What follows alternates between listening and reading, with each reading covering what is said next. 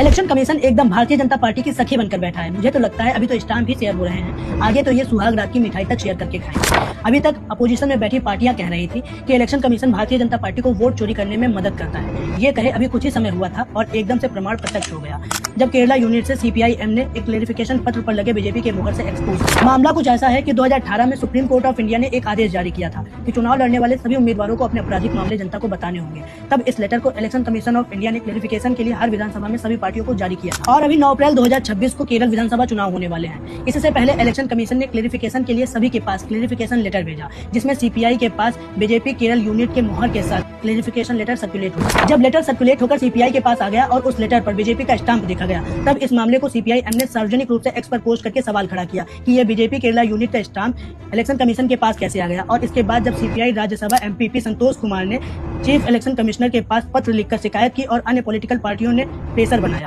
तब जवाब में केरला चीफ इलेक्टोरल ऑफिसर का वही साधारण सा जवाब था कि ये एक क्लिनिकल एरर था और जिसने ये गलती की उसे निलंबित कर दिया और कहा कि इस गलती की तुरंत पहचान हुई और दस्तावेज वापस लेकर सुधार किया गया। जैसा कि इलेक्शन कमीशन के ऊपर भारतीय जनता पार्टी के लिए वोटर लिस्ट में छेड़छाड़ करना, वोट काटने से लेकर वोट चोरी तक के इल्जाम लग चुके हैं और ये हरकत होने के बाद सवाल सीधे हो जाते हैं और इस पर बहुत सारे लोगों ने अपने अपने सवाल उठाए हैं और अब क्या मेरा भी सवाल जवाब ही है। ऐसे ही नहीं, इतने गलत काम करने के बाद भी देश में भारतीय जनता पार्टी के ठाठ है और सच में भारतीय जनता पार्टी को चुनाव जिताने में इलेक्शन कमीशन की सांठगांठ है।